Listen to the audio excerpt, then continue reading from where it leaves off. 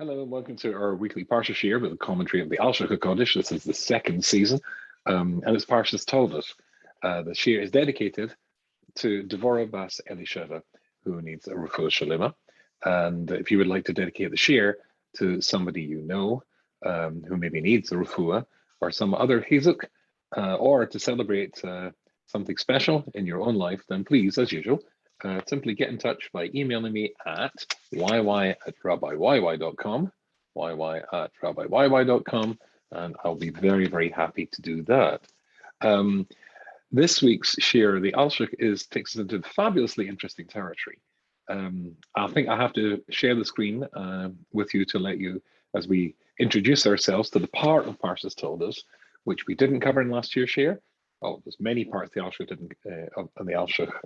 We only had a chance to skim, but at least we're skimming a little bit deeper in the second year.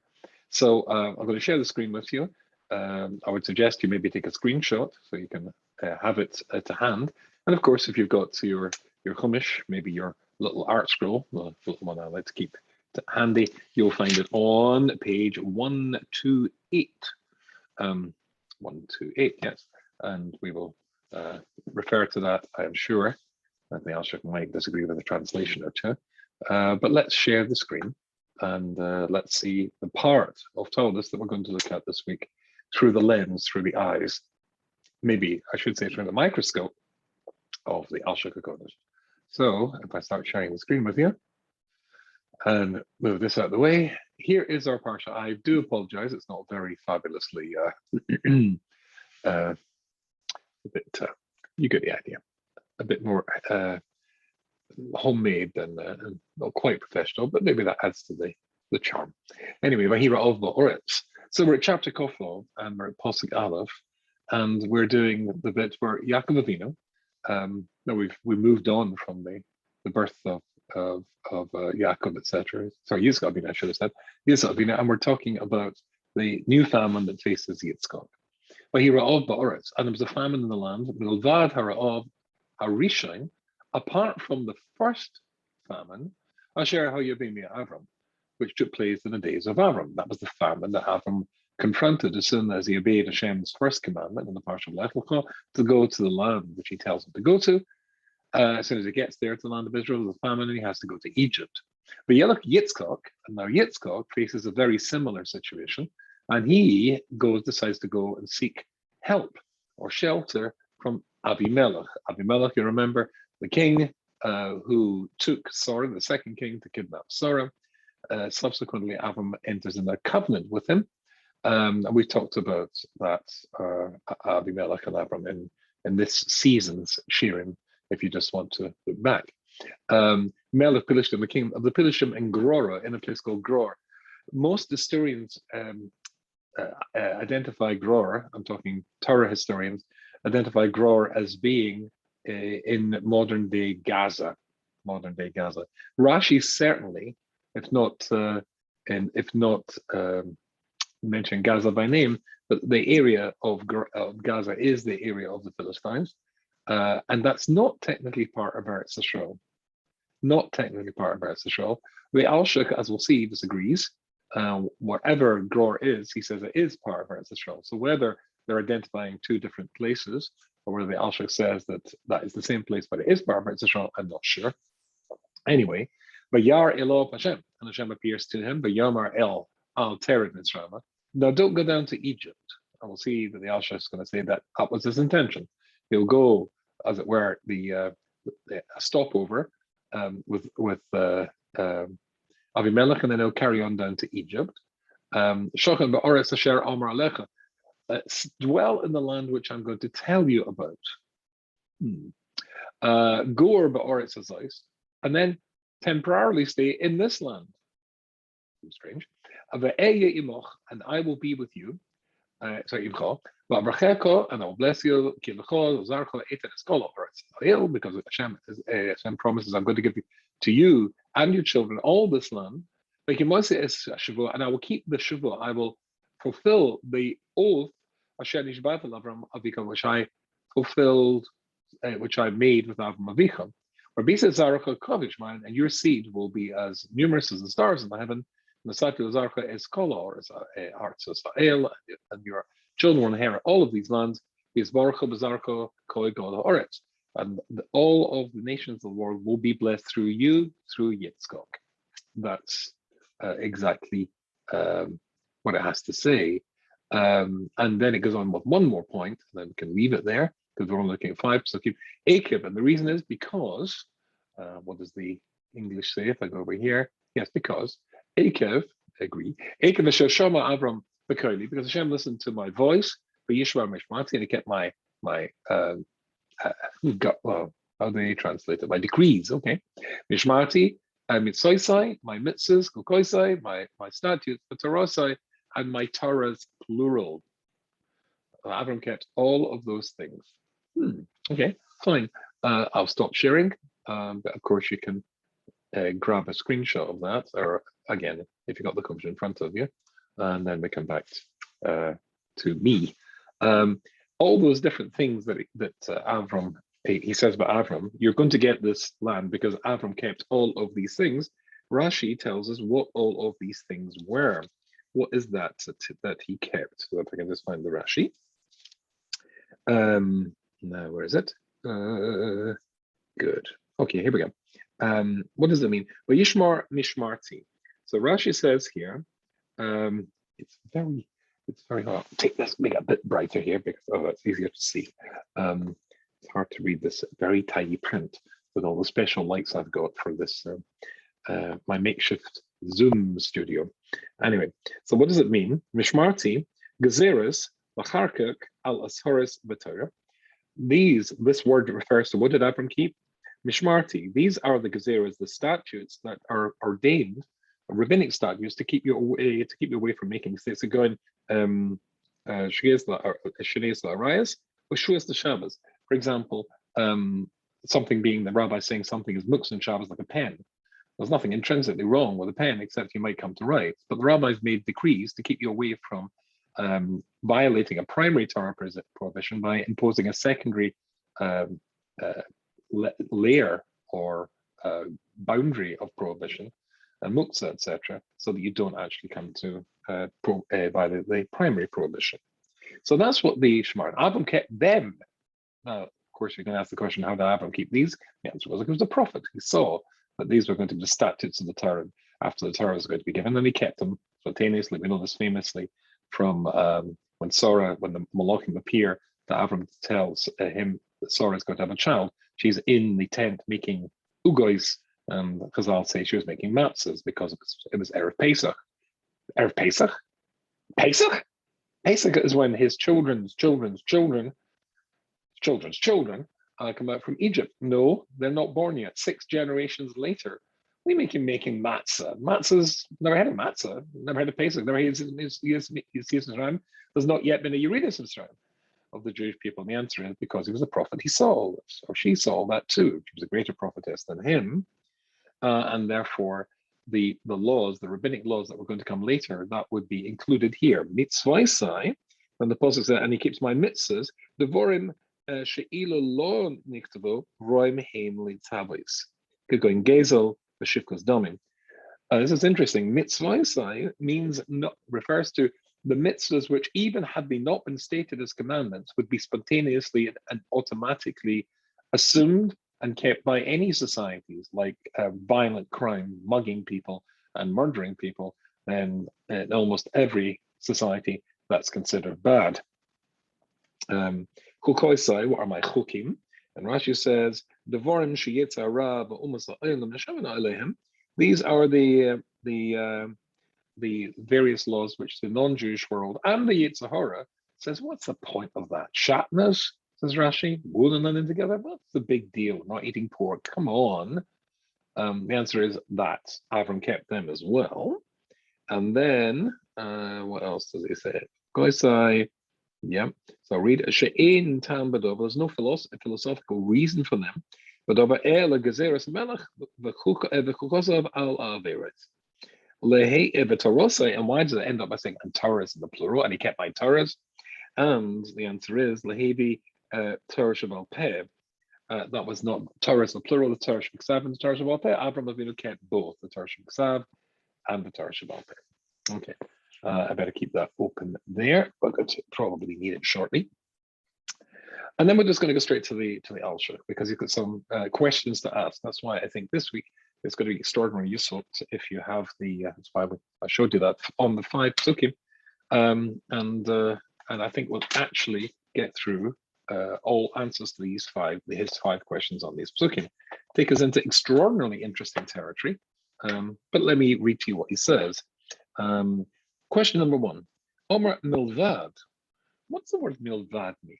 That's in the first pasuk. Vahi ra'av ba'oretz. There was a famine in the land, right? And then Herod milvad rav harishon. Apart from the first famine that existed or occurred at the time of Avram, yes, there was a famine in the land.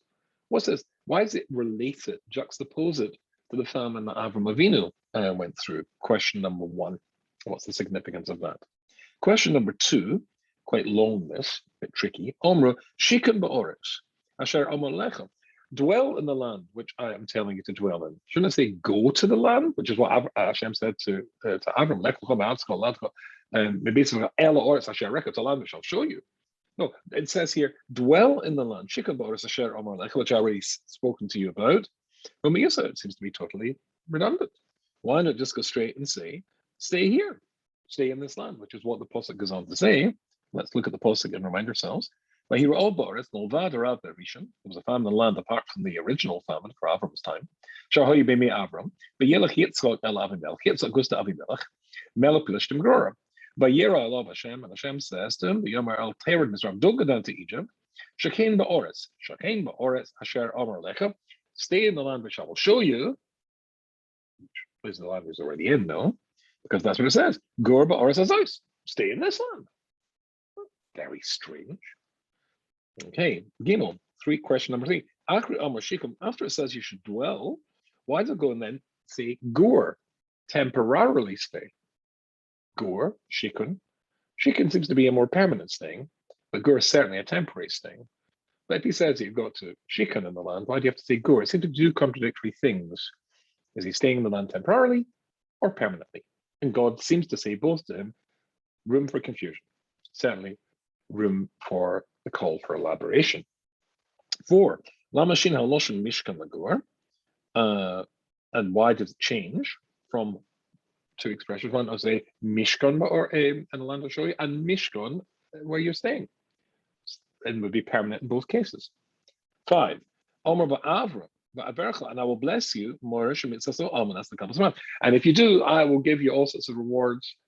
And the Alshich often brings this up. Oh, that sounds as though that Hashem is proposing that he does it, that he keeps the laws in order, or rather he keeps this commandment not to go to Egypt. You're going to get blessed. It's going to be good for you. You'll get rewards. But as it says in Pirkei Avos, you should be like the servant who serves the master, not to get any rewards. It seems to be that this is ignoring that Torah teaching.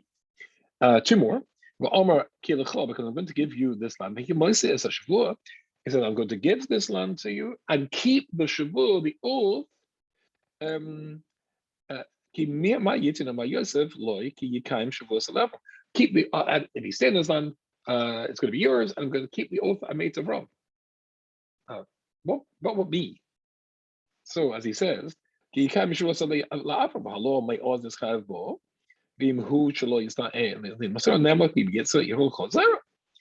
why not say it's yours? If you stay in the land, I'll give you all sorts of blessings because you do what I told you to do, not because Avram did what I told you to do.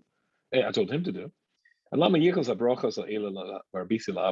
And so he says it quite clearly. And why is the blessing that he promises him here tied to what Avram did and not to what Yitzchak did?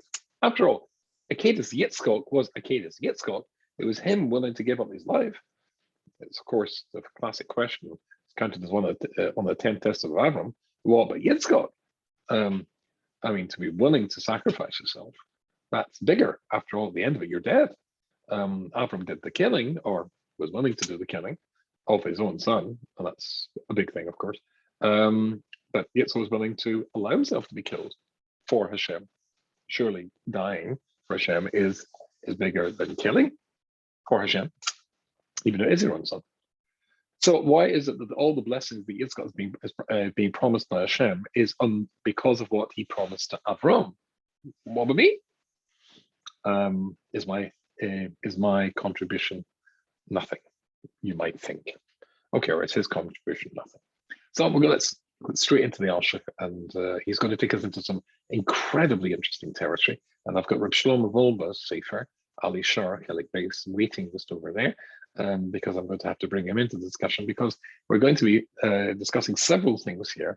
And one of them is the classic Jewish theme, the holiness and the connection of the Jewish people to the land of Israel, to their land, and the fact that only there and solely there is the utter fulfillment of Jewish potential, individual and national, possible, not outside.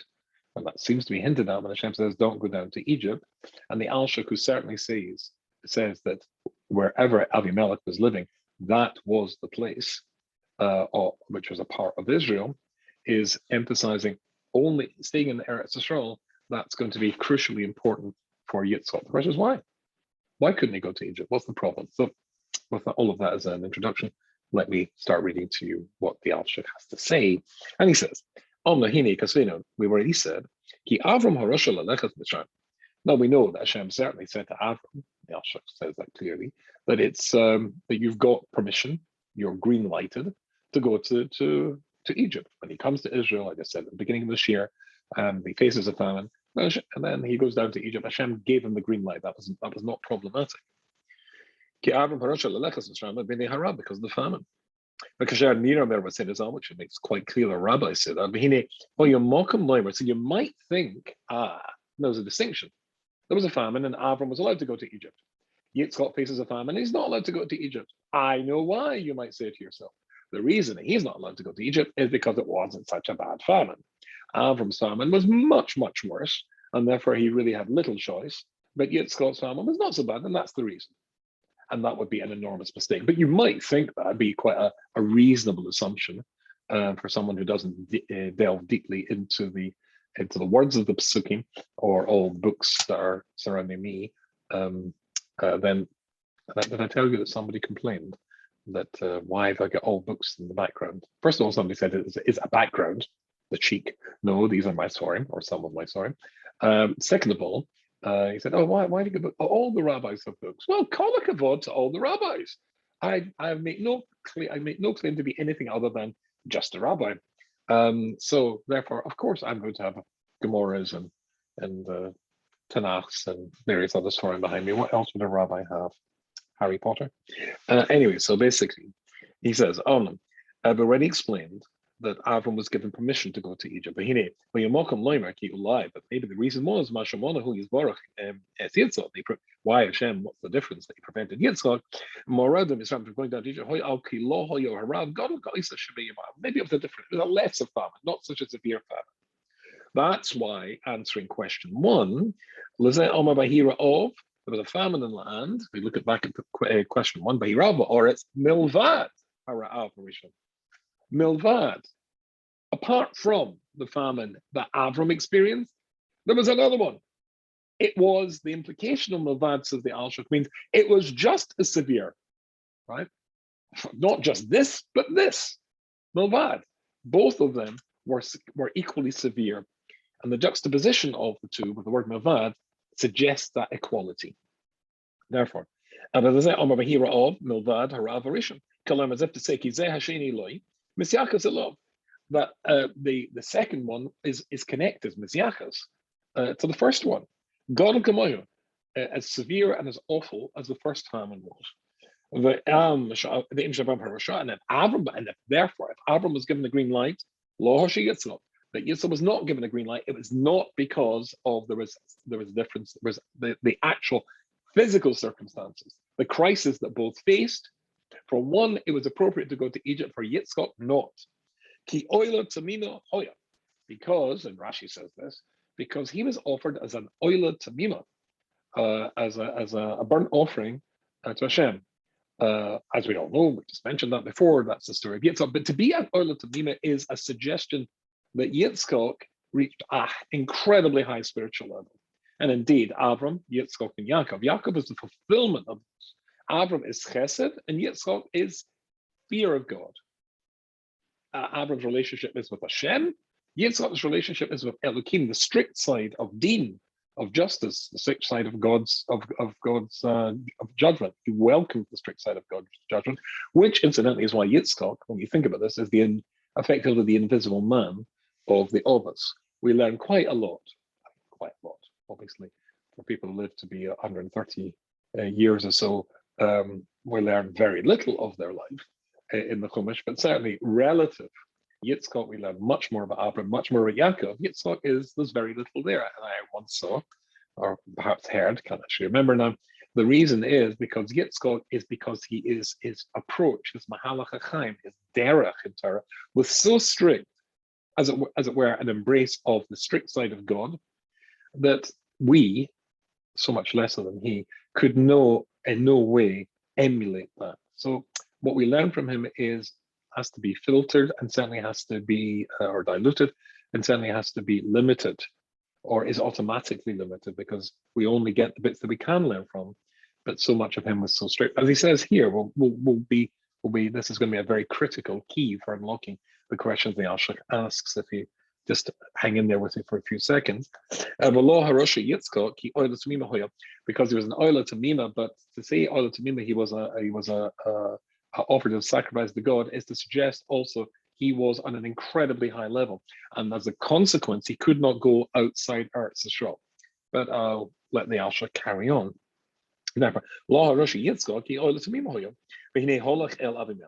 So when he goes to Avimelech, Melech Gror, Melech Pilishtim, Aliyasa Bal Bris,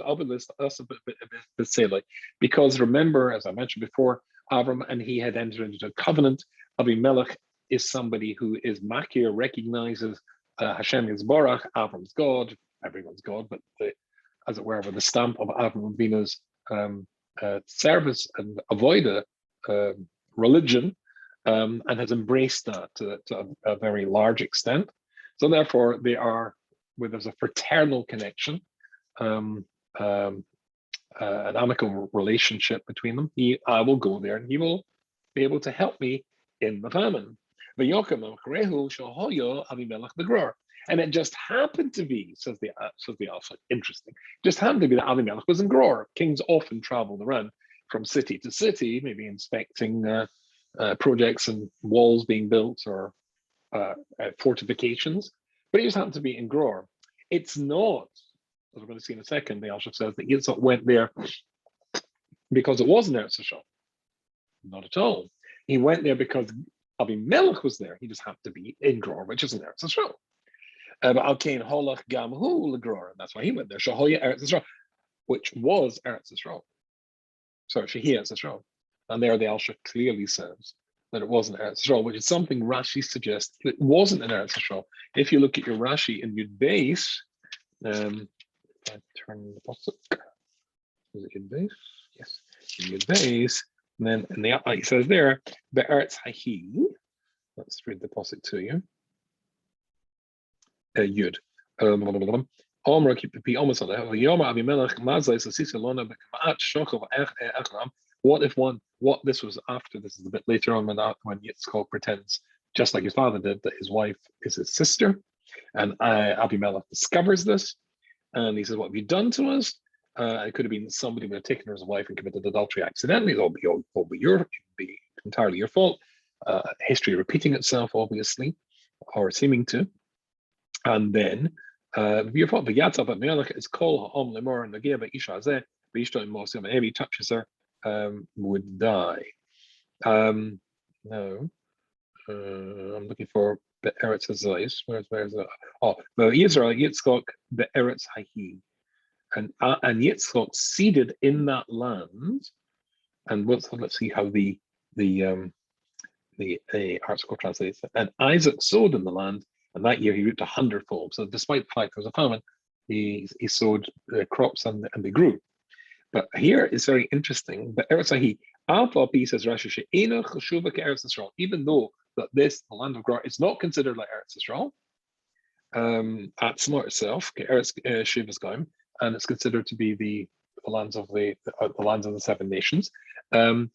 Still, it had this the miraculous effect of this miracle. But in saying that, Rashi is clearly saying that Gror was not part of Eretz Yisrael. The Alshich does not agree with that, does not see it that way, and he says it was. That's why when Abimelech is in Gror, it just happened to be Eretz Yisrael. And then he says, Lo yasa ikar meyaz gam shom Eretz Yisrael.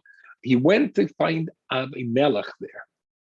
He didn't go there because it was Eretz Yisrael. Had Abimelech been outside Eretz Yisrael, he would have gone to see him outside Eretz Yisrael. Because because he thought he had a heter, he had the permission to go. That's when he's starting off on the journey. He was allowed to leave Eretz Yisrael, same as his father was allowed to leave Eretz Yisrael, except as we just read in the Psukim that Hashem is going to intervene and say, "No, you're not." But he thought he was. And that's why he went to Abimelech, and he also Iker b'hoya and that was the Iker. That was the Iker. Now the question is, why wasn't Yitzchak sufficiently alert and aware of the fact that it would be a mistake for him to leave Eretz Yisrael? So the Alshich deals with this, and he says, "Mehine, Adain Circle says Tam Lama Lo Yitzchak Me'atzma Lebiltit Eretz Yisrael. He goes to Olam Hashem." So why didn't he know that? Why didn't he intuit that? After, as I said before, Avram and Yitzchak, we say, only had their existence, so there'd be a Yaakov. But it's going up. Avram produces Yitzchak, and both together, what they achieve produces a Yaakov. But there's a stage above Avram, and that's Yitzchak, and therefore, certainly, we would naturally assume that he would have been aware of or intuited that having gone through a Kedah Yitzchak, that I should not go outside Eretz Yisrael. So why did he want to go outside Eretz Yisrael? Why would he think he could? That actually took Hashem's interventions. They knew you're not allowed to do. The answer is the reason why Yitzchak wanted to go outside Eretz Yisrael. He toiv hoyo lechas mitzrayim laman yoshev memenu mi'ata arba mi'ashona b'posek ger yezarecha be'eretz lolahem. Because he wanted the clock to start ticking, because already Abram had been told that your children are going to be exiled in a land that doesn't belong to them. So if I go and I'm now in Mitzrayim, then that's part of the cheshbon, part of the calculation of the amount of time, which was believed to be 400 years, that the Jewish people would have to be in exile. I'll absorb that. I'll take that on my own shoulders. And that will obviously diminish the amount of time that eventually the Jewish people will have to be in Eretz Yisrael. So if I go to Mitzrayim, as it were, I'm taking part of the burden from them. The clock will start ticking from me being there. Masha in came to Eretz Yisrael, which will not happen if I stay in Eretz Yisrael. If I stay in Eretz Yisrael, even though the clock was started ticking when Hashem actually told Avram, that what was going to happen is your children are going to be living in a land which doesn't belong to them. Hashem backdated it from when he was talking to Avram, because the land of Israel did not belong to the Jewish people when Avram lived there, not yet been given to them. It's going to be given to them, but not then. That's really when the clock starts to tick. Yitzhak wants to make sure that he is, as it were, shouldering part of that burden. And therefore, he's his son, I'll go and be in Mitzrayim. And therefore, that punishment, because it really was a punishment, that your children, because of what you've done, will have to go through Mitzrayim, and it's going to be 400 years. Well, okay, so I'm one of his children. I'm absorbing part of that, which means that the other children, Yaakov's children, will have less time to be there. Because this land, if I stay here, has been given to us as a possession. Surely, says Yitzchak, that won't count. Being here won't count as being in exile, because it's been given to us. Exile is a land which isn't ours. You said this is going to be ours. So therefore, or is, perhaps, maybe actually it's in some aspects, it's already ours.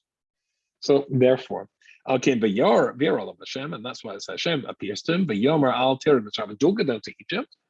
U'masha gazina b'parsha levcho ki adena avra b'chutz la'oretz lo nira elov Hashem. Now, this is very interesting. He says that's what it says in Lech Lecho. What does it say? Lech Lo me'atzim olam v'chmeis v'yichol alaretz asher arecha, to a land which I will show you. Now, this is what he says. This is fabulous. Because up until the point of going to Eretz Yisrael, Hashem never appeared to Avram. He spoke to Avram. There's a difference between a radio broadcast and a TV broadcast or a Zoom broadcast that we're having now, where you see the person. The level of revelation that Avram had before, when he was living in Chutz La'aretz, was Hashem speaking to him, right? Hashem spoke to Avram. But if you go to the land of Israel, I'll appear to you. Then it'll be far more, if you like, visual. It'll be a more intense or a greater revelation of Hashem. But that's only if you're in Eretz Yisrael. That doesn't occur in Chutz La'aretz. Now, we're going to go and examine that idea very shortly through the lens of Shlomo Vova, but let's stick with the Alshich for a while more. Because all the time that Avram was in Chutz La'aretz, Hashem did not appear to him. Ki im vayomer Hashem, when it said Vayomer Hashem el Avram mibli haros elav and lech lecho, it was without appearing to him. It was just a voice. It was a radio broadcast. Oh, no, it wasn't a radio broadcast. Sorry, it's just a metaphor.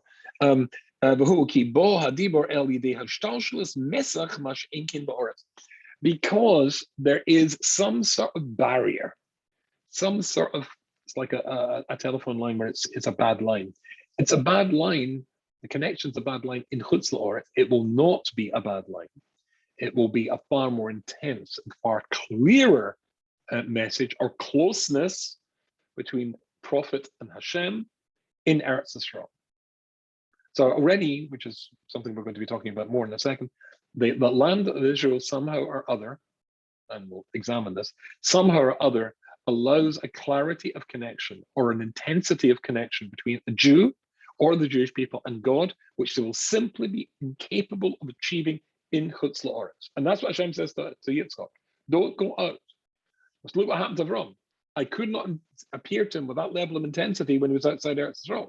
So if you now go back to what we said, both Rashi and the Alshich said you're not allowed to go outside because you've been an oila chadosha. You've been a sacrifice to God.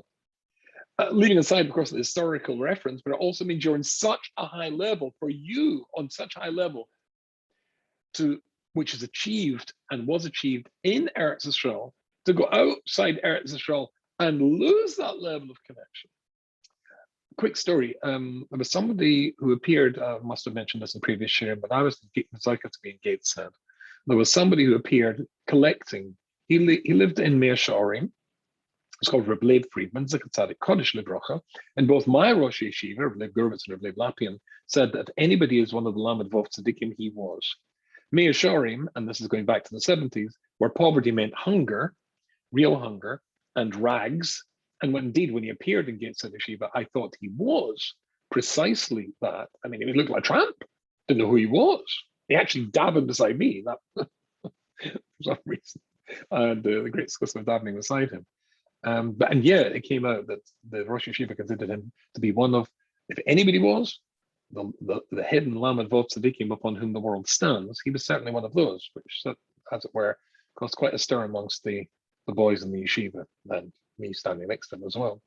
As time progressed, his ragged clothes were replaced by gifts from the Rosh Yeshiva. He was given a frock coat, a rabbinic frock coat, and a shirt, etc., and ties, and suddenly transformed into somebody who looked certainly more like a rabbi.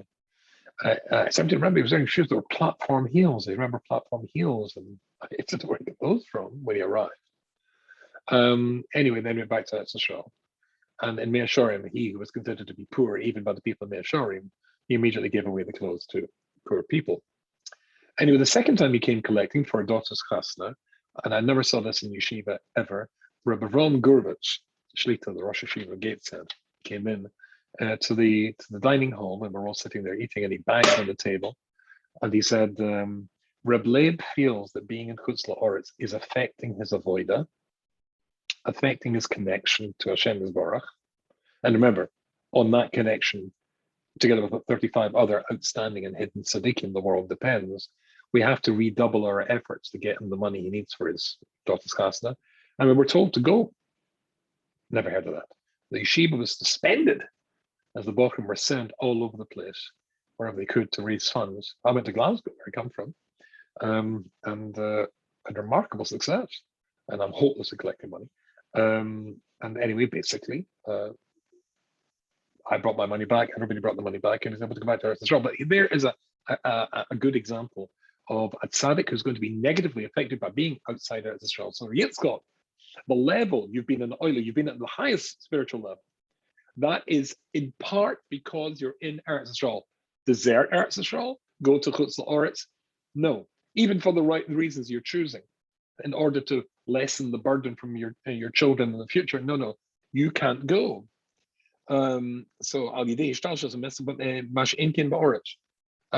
The clarity of connection between you and I is only possible in Eretz Yisrael. V'zeh Maimer Yisbarach Elov Lech Matzwa El Eretz Asher Areka. And that's what Hashem said to Avram, go to the land which I will show you, Areka. I will appear to you. You will see. I will show you something. That's a level of clarity which is beyond just speaking to you. I will show you a vision. Right? It's only a radio show. Now you're actually, because prophets see visions, they see pictures. Now you'll reach the level of, instead of my communication being through you, as we're audio through in an audio way, whatever that means, because we're not talking physicality, but never mind. But it'll work as a metaphor. But now you'll see, which of course is a higher level. That's why Hashem says Shikun Ba'orich. That means stay here. Shikun means permanent, as we said before. Stay, that's the first expression, the first commandment by God. Now he's going to say Gur, but which we'll come to that in a second. And then it says Shikun Ba'orich, Asher Lo Titzarach Lishtalshav B'Mesach, so that there will not be a collapse, there will not be a reduction in your connection with me. Ki im sha'amna alecha ki mimene be'elecha tiyeh l'chol b'chol amarti. So I will speak. Sha'omer alecha. So let's look at that pasuk again. V'yera elov Hashem. Second pasuk. Hashem appears to him. V'yera elov appears to him. So it's a visual thing. That's a visual prophecy. V'yera elov Hashem. V'yomer el tarid misrogan to Egypt. Shakim ba'oris asher omer alecha. Which I've said to you, right? It's a clarity here which you won't get anywhere else. Okay. Which is not going to apply outside. But if we go, it will be just Almarti as I speak. It will only be a speaking, not a reka. Fine. Okay. Then let's read a little bit more, because the Alshich is, let's say, taking us into incredibly interesting territory. The quality, the level that a person achieves in connecting to God in Eretz Yisrael. But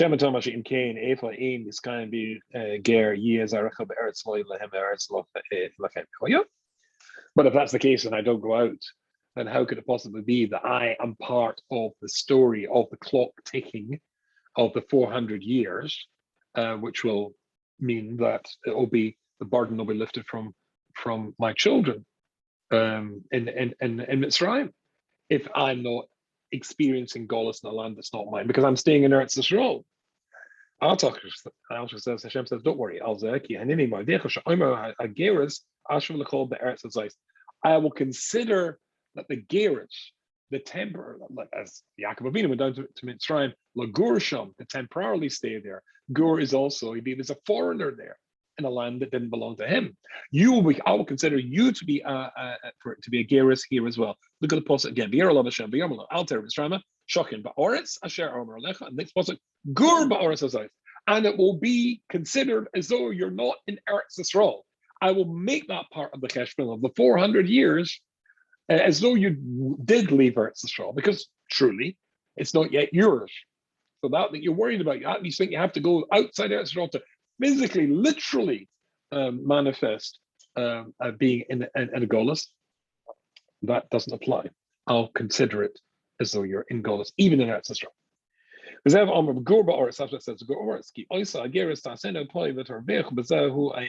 Not only that, you will gain so much more.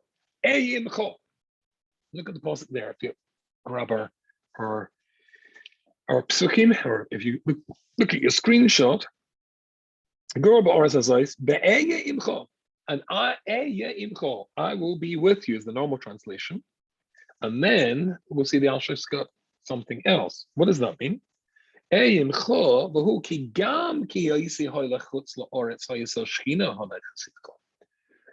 if you go outside Eretz Yisrael, the Shekhinah accompanies you. The Shekhinah went down with Yaakov Avinu to Eretz Yisrael. What's the Shekhinah? The Shekhinah is referred to Anochi. The Hebrew word Anochi. I will go with you refers to the aspect of God which is a Shekhinah. The presence of God never deserted Eretz Yisrael, never deserts the Jewish people. But the Shekhinah is a lesser level. The word Anochi, which is equals or symbolizes the Shekhinah, is not as an intense a connection of God and somebody, which the word Ehyeh suggests. Remember when Moshe Rabbeinu said, "But we'll say, who are you? What's your name?" He said, Ehyeh, Ehyeh. And that's which is usually translated, "I will be what I will be," which seems no answer whatsoever. But saying Ehyeh, Ehyeh, the name of God, which is Ehyeh, will be with you. So that's what it's saying here as well. So therefore, Gur ba'aretz, and I will be with you. That more intense connection with God, which is symbolized by the word Ehyeh, I'll be with you in Eretz Yisrael. That's something that's not going to happen in Mitzrayim, because Anochi, that level of closeness, that Ehyeh is not going to be there. Just Anochi, and that's not sufficient. So stay here. Now, a little bit more. You will gain from that. What was you'll gain? One, if you stay in Eretz Yisrael, you'll not be blessed through a malach. Now, all the nations of the world, they all have the blessings that flow from heaven flow through a sar, an angel.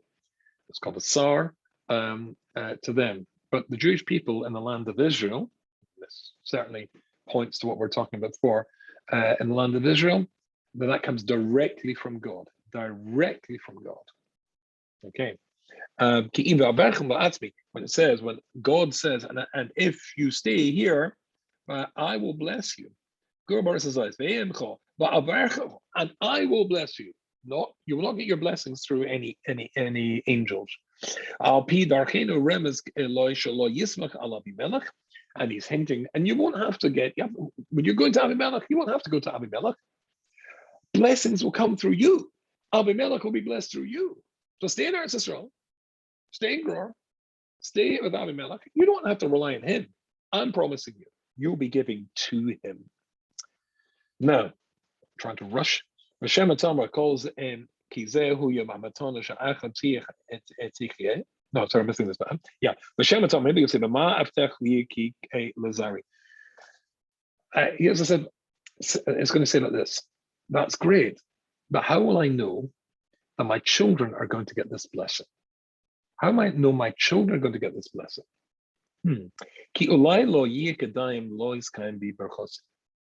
Because maybe they won't be worthy of my blessing.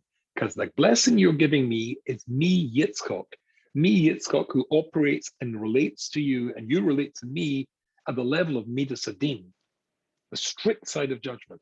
I can check all the boxes. My relationship with you, my performance as a Jew, it checks all the most stringent level, most rigorous examination. I check all those boxes.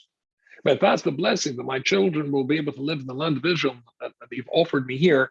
But what if they, and how could they, as I said before, we can't be at his level. That, says the Alshich brilliantly, is why it keeps referring to the brocha. I'm going to give to your children in the zchut, in the merit of Avram, because I swore it for him. And this bit I get so excited by. Just one little paragraph, and then we're leaving the Alshich and going to Rav Shlomo Wolbe. Well, how will I know that my children are going to get that? Maybe my blessing, which works for me as Mr. Midas Adin, will not work for them. I understand that the bracha that you gave to Avram, because he was Mr. Chesed, and therefore in the schus of Chesed it would go, and Rachamim would flow from you. Your Chesed would be to them, Rachamim, even if they don't deserve to be in Eretz Yisrael. After but my blessing, Allah T LP Midosi. It fits who and what I am. Midas Adin. Olai law is Gabadin. Maybe they will not deserve to be in the land of Israel. And the Midas Adin will object to them. They do all sorts of things which are wrong and bad and ridiculous, which sadly we can see in Eretz Israel even today. And then over the end of the story. Omar al Tira Hashem says to Yitzchak, don't be afraid. I'm not making this oath to you, as you, for you, related to you. That it fits this blessing only is activated by people who walk in your footsteps at your level. No, I'm going to fulfill for you the oath that I made to Avram. So let's look at that. The Gemara says, I will fulfill the blessing I made to Avram. I'll multiply your seed. Let the stars of heaven, Masati the Zarka is called Arts, and I'll give them all the land. This Baruch of Zarka called Arts. Avram because Avram did this. In other words, the Jewish people living in the land of Israel does not depend on them being flawless, like you are, Yitzchak, the oila tamimi, the perfect offering to Hashem. I will fulfill my promise to Avram, which is chesed, midas and rachim. No, I'm going to fulfill for you, for your children, the blessing which I made for Avram, based on chesed. And that's why the Apostle says, Divrei Yomim, Asher Kores as Avram, Shua Sai Yitzchak.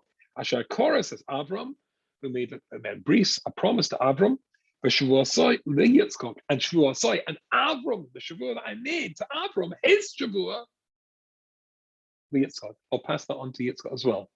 Even though that's not Yitzchak, he's Mr. Dean. No, Mr. Dean and his children will still get Avram's Chesed Rachamim Bracha Shavua from Hashem.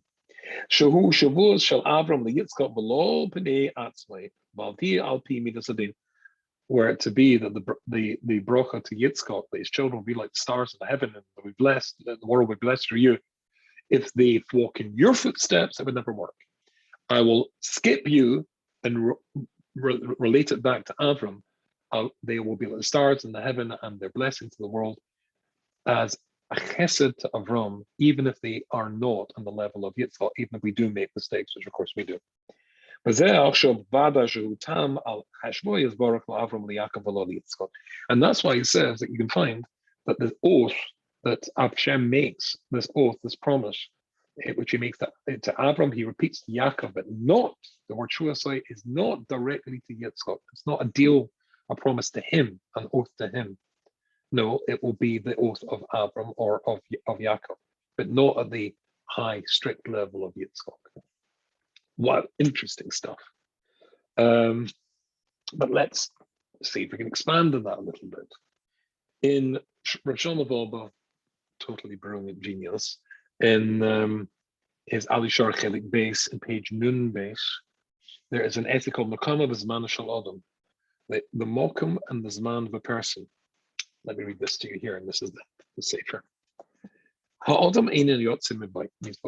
person is not created perhaps in a vacuum, not alone is the literal translation, but nobody is created or born in a vacuum. The place and the time that you're born is literally, essentially tied up with everything that you are. Ben Azai famously says in Pirkei Avos, Alti Boz L'Kol Adam, don't despise anybody, Alti Maflig L'Kol Dover, or dismiss anything. She'en L'Kol Adam, she'en L'Shon, there's no person doesn't miss time, but in L'Kol Dover, she'en L'Mokum, nor anything that doesn't have its place. L'Kol Nivra, that's Avos Dalad and Gimel, by the way. L'Kol Nivra Yesh Mokum, for everything that's created as a place, in Mitzad Gedilosai, that is to say, according to its greatness, Switzerland, the stunning beauty of Switzerland. Or its functionality, Nivra, because that's why it was created. But time applies only to a person. But let's focus on place.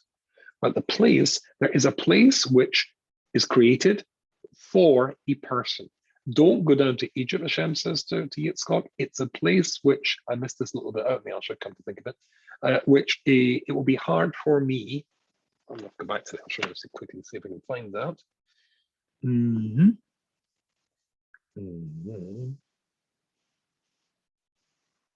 No, I can't find it. I don't want to keep you waiting. But he says, don't go down to Egypt because I will not be able to speak to you there. This clarity thing we talked about before. Certain places are inspirational and allow you to connect to God more easily. Rav Shamshin Rafal Hirsch, Sekatad Kodesh Nevracha, the great Rav of Frankfurt on Maine, one of my personal heroes, often he would say to his congregants that if they get upstairs, Hashem is going to say to them, "No, did you go and see my Alps?" Truly seeing the Alps, I mean, standing at the foot of an Alp, which I've done several times, and you just look up and up, and I'm Scottish, I'm used to big mountains, but the Swiss mountains are stunning, beyond stunning. And you look at them and you think, wow, it's a Hisaurus, it's a connector to Hashem Yisborach. But Eretz Yisrael is uniquely placed for that. Eretz Yisrael is uniquely placed to activate that wow factor and that connection to Hashem Yisborach. Now, he says the following thing. Bir HaKosov, the Pasuk says, Mono ha'aretz kol ha'aretz k'vayda. The whole world was the creation of Hashem Yisborach, and the whole world, His holiness is there, everywhere. Ve'in b'zeh kol hevdol ben Yerushalayim ben New York, and there is therefore, hold up, so you, because it's really quite a startling statement where my little hand thing is there. And, but move it back a little bit, straighten it up, we're underlined Ve'in b'zeh kol hevdol ben Yerushalayim ben New York. Ultimately, therefore, there's no difference between Yerushalayim and New York. I have to say rather flippantly, I suspect Shlomo Wolbe never visited Brooklyn. But ultimately, of course, if I stop being flippant, it's true. However, kol mokum ba'olam molik kavod, because everything, the Pasuk says, the kavod of Hashem fills everything. But there's still differences. Having said that, still differences. But there are 10 levels of Kedusha which are unique and solely present in the land of Israel. And even the beautiful Switzerland doesn't have the Kedusha, the spirituality that you can tangibly feel in the air of Eretz Yisrael. The in Kavodi is Baruch Shabbat, the Kol Mokum, the Olam, and if ultimately, yes, as we said, the holiness of God is equally distributed throughout the world. My Indian have done so. What's the point of distinction between Israel and any other place? Now, true, the answer is he. Yeshua Makanas Bali Tavoim Gasiv Shehem Ein Kavodi is Baruch Morgish Kol Kach. There are some places where you just simply do not feel it as intensely as others. So it's not a question of it; it's a question of us. Because ultimately, why couldn't Hashem speak to Yitzchak with that clarity outside Eretz Yisrael? And we're talking about the negativity of these places outside Yisrael somehow diminishes Hashem's Yisborach's abilities. Chas v'shalom. We're not talking about the outside Eretz Yisrael when he's not speaking to a Novi, where the clarity of Eretz Yisrael is because there's some negative forces that are interfering with the signal. No. It's not negative forces that affect Hashem, but they affect us. When he's telling Yitzchak, don't go outside Eretz Yisrael, it will affect you to a degree which will lessen my ability to be perceived by you. So the connection between Eretz Yisrael and the Jewish people, from Avram, Yitzchak, and Yaakov, and the whole story and purpose of Yetzias Mitzrayim, is ultimately Eretz Yisrael. Because ultimately, Eretz Yisrael is unique. It uniquely fits who and what we are, our neshamas. And that's the place, singularly in the world, that the Jewish people are able to reach the highest possible heights. And therefore, Hashem says, Yitzchak, at the highest spiritual heights, that's the place you have to stay. That's the place you have to be. That's the place you have to continue to be. I hope you enjoyed that insight from the Alshich. I wish you all a wonderful Shabbos. I look forward to our Parsha with the commentary of the Alshich next week. Good Shabbos.